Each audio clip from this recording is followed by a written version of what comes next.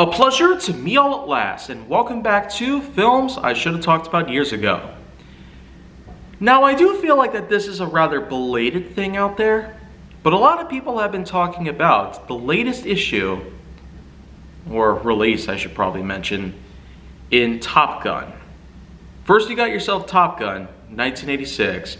Then of course there was a video game series on the NES, which is based on Top Gun, and included its own sequel known as The Second Mission.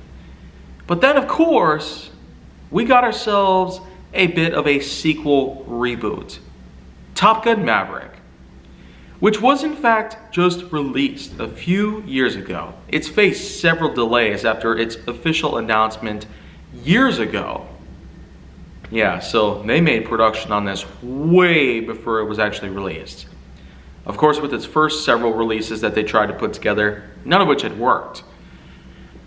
But when we finally got the chance to see it in theaters, or possibly even on streaming platforms of all sorts, wherever we could afford to do it, what I have to say about this one in particular is that it actually does the impossible.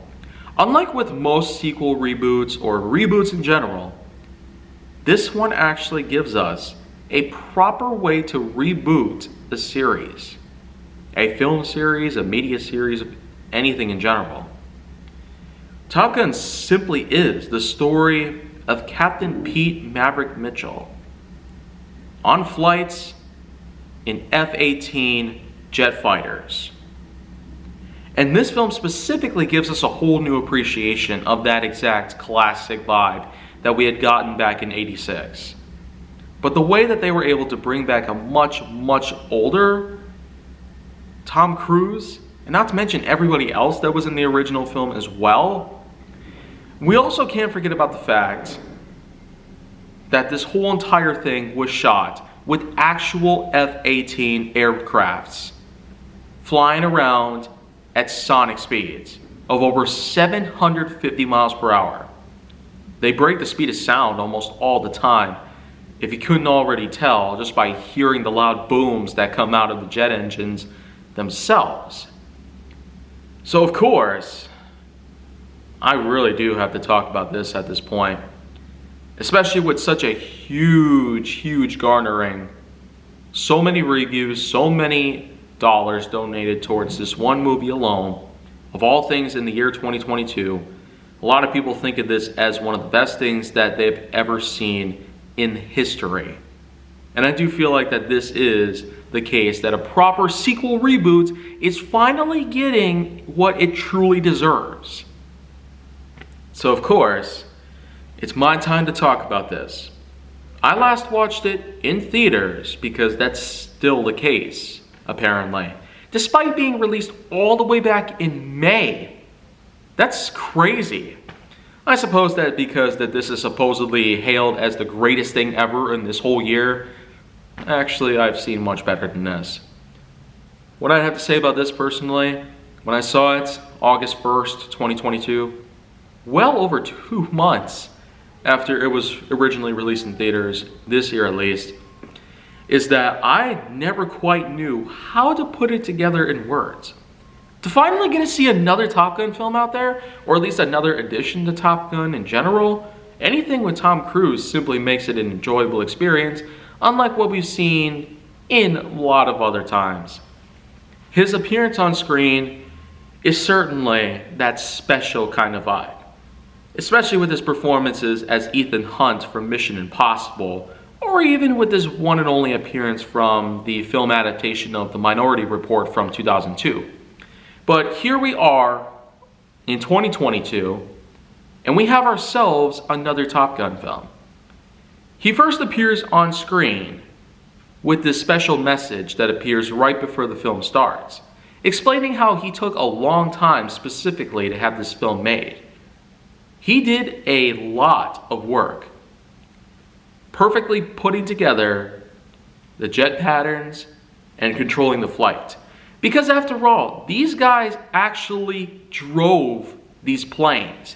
They flew them up at high speeds. So they technically have themselves professional pilot's licenses by this point.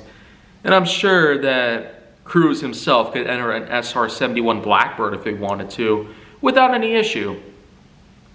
Oh, but you know what though? He actually does enter a very specific aircraft similar in ways to the Blackbird, but what it is specifically is that at the very beginning of the movie, he himself, her very first appearance for a long time, Captain Pete Mitchell himself, the one and only Maverick, as his call sign, which is still the thing right now, he enters a very specific aircraft. An aircraft that is actually supposed to go up to Mach 10. If you do yourself the math, that's well over 7,600 miles per hour. Enough to break the speed of sound 10 times. And possibly even go all the way up into orbit, if he really wanted to. But his one mission at the time was to only take it up to Mach 10 to ensure that it would work correctly. He actually makes this successful, but upon being able to try to slow the plane down, he accidentally causes it to go well above Mach 10, thereby causing the plane to burn up and eventually explode. Thankfully, he survived and managed to touch down on the ground without much trouble at all. He was able to get into a restaurant, contact his officials, and eventually a meetup with his own, well, he has his own bosses. One in particular basically explains to him that he was not allowed to fly these kind of planes whatsoever. This specific program, which is designed to allow for planes to fly at super high speeds, was certainly prohibited by any means, yet he deliberately broke the rules as soon as he was taught about them. But here's the main catch. He is still a captain, a well-adequate pilot, able to perform very nicely in any kind of plane that he pleases. However, he is simply reprimanded by his own officials into becoming a teacher, an instructor for a new crew of pilots. A new crew of pilots that consists of the likes of other call sign members, like Payback and the one and only Rooster, whom, if you remember from the first movie, he actually used to be a student of Mitchell himself. However, Mitchell had actually denied him some very special requests, and that actually set him back in the academy training for 4 years. Then, of course, there was that one time where Rooster himself had actually had an accident in a plane and had to simply eject, land in the water. But of course, both of them were able to get out back in the first film in 1986 and still have themselves a happy ending together. But when they cross paths again, 30 years later, what we see here is something completely different. Rooster has an all-new look for Mitchell to see. After all, even after 30 years, Rooster is still very irritated with him, almost to the point of blind rage, simply because of the denial that had taken place. Rooster was ready, supposedly, what he thought, but Mitchell still did not allow him to have his own request fulfilled. And that really upset him. So of course, whenever Maverick himself would go out specific places, including a beach bar, outside on the waterfront, or simply head on back to his own home, he would still constantly have Rooster in his mind. And even when getting to meet up with other people that he knew way back in the day, he still could not get this thought off his head. But then, of course, there was that famous scene at the bar where apparently one bell rings and the one person who's sitting up has to pay for everybody's drinks.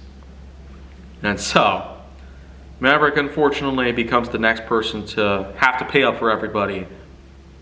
So with that, he ends up trying to leave. And at one point he even gets thrown out of the bar as well. But then, of course, there comes the point where the actual instructional meeting is supposed to take place. A new mission is in fact underway. This new team that Maverick has to teach. The main target, a uranium mine. a small storage facility located inside of a mountaintop.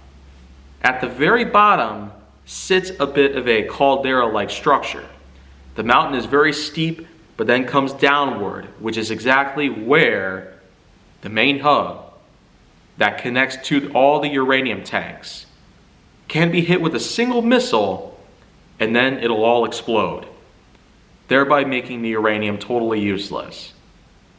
Maverick has to teach all of the new personnel, everybody, in order to successfully detonate this one hub and destroy all the uranium. So of course, a long, lengthy process follows, with a lot of instances of the planes themselves in motion. All the unique camera work and the impressive aerodynamic acrobatics that they pull off here are just enticing to look at. Undeniable at its finest. It really makes you on the edge of your seat, grit your teeth, and just wiggle yourself a little bit. The feelings of both nervousness, suspense, and overall excitement just really billows down in your mind. The feeling of being in a very, very powerful F-18 jet that could fly over 760 miles per hour and be very close to mountainsides, making extreme maneuvers left and right, because they also have to dodge SAM units, surface-to-air missile pods, which are in fact capable of detecting planes that sit above a canyon that they're supposed to go through in order to successfully reach their target inside the mountain itself. But of course, with all the training that comes together, lots of unique relationships are formed with each of the new members. I especially do like this one moment in particular where, of course, there comes a part where Maverick himself ends up playing the others like it's some sort of video game. And he basically uses his own targeting system against all of them to pretty much make it seem that he's winning the game. I especially love all the moments too where he actually hovers his own plane directly above all the other planes while he's upside down. I mean, the fact that crews can actually be this sophisticated and well-educated and professional to fly jet fighters like that really makes you feel so much more different. It almost feels like he never actually left Top Gun, which certainly is something that you really want to be at. It's almost as incredible to see as like what we'd have seen within the new Star Wars series, with the Rey trilogy, of course. That one moment in particular where Han Solo and Chewbacca first entered the Millennium Falcon after decades. And of course, with that famous dialogue where Solo says, "Chewie, we're home." It's really all you need here. And the fact that they actually had the courtesy to put Mitchell himself directly above another cadet's plane like that, while he's upside down and going at the same speed that parallels with their own, is just priceless, to say the least. I probably wouldn't have it any other way. It's almost like that's such an untouchable, craptastic classic. As people call it a bad film, but somehow people have found the beauty within it that made it seem like an untouchable masterpiece. Much like what we had seen in other such films that are garnered nowadays as legends in the filmmaking industry, like Shawshank Redemption. But of course, in Top Gun Maverick, we have a whole new algorithm. It's not just another mission that these members have to learn to overcome.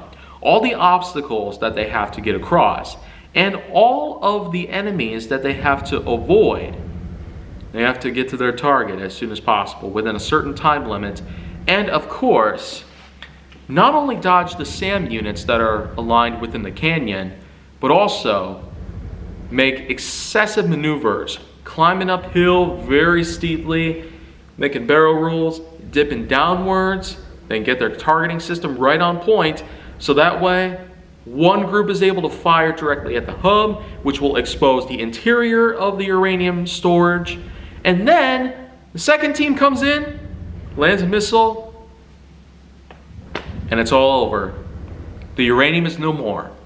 At the final scene, these people are able to successfully allow each of their planes to climb up a very, very, very steep grade to the point which they nearly fall unconscious. But of course, Maverick is out to help them. Unfortunately, in doing so, or at least trying to get himself out of there in one piece, he ends up getting himself shot down. His own plane is destroyed. So, what happens next? Well, it's quite simple. Mitchell himself is being hunted by the enemy.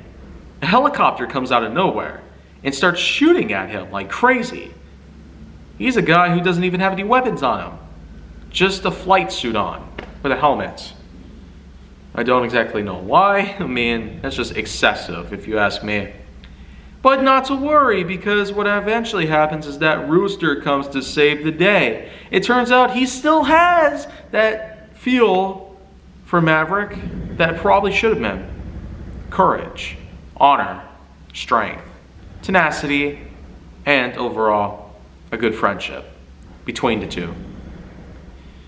So of course, by the end of the movie, where they are successfully able to steal an older jet fighter and make their way back to their own base, a large carrier ship, it goes to show that no matter what happens, no matter who they fight, no matter who they're up against or what they're up against, these two shall never die. They are jet fighting legends in the history of the military forces. And as such, they are both duly rewarded for what they have in mind.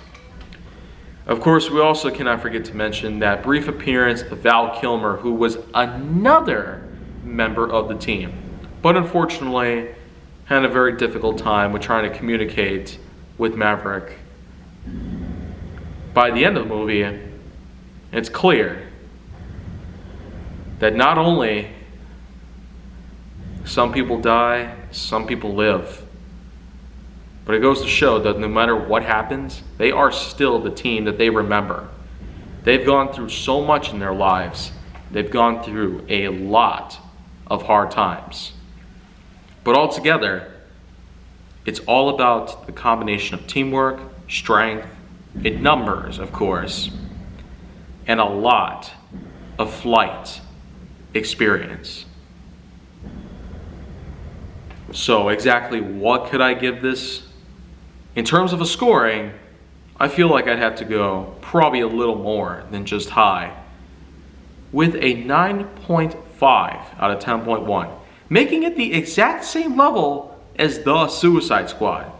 So when you really think about it, one crappy movie turned out to be an exciting masterpiece, and the other one happened to be the sequel reboot that did the impossible. It's no wonder why its box office scoring is nearing $1.4 billion.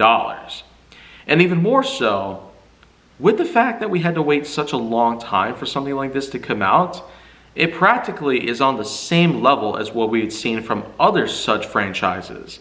Because eventually, we've gotten ourselves masterpieces that never could have gotten what they did back then. They deserve billions of dollars for what they truly are. And a lot of people might have some agreements with this. And I do feel that anyone who really cherishes the film industry should at least give this one a try. You may come back for more later on. As such, this is basically me, myself, and I here on Films I Should Have Talked About Years Ago. Signing off yet again. But do expect a lot more of these bonus episodes to take place, because lately I have watched a lot of movies in theaters, and there's a lot of which that I have yet to talk about still. So of course, if you want to see more go down on my channel, then make sure that you like, subscribe, comment, follow me on social media, and stay on the Hollywood side.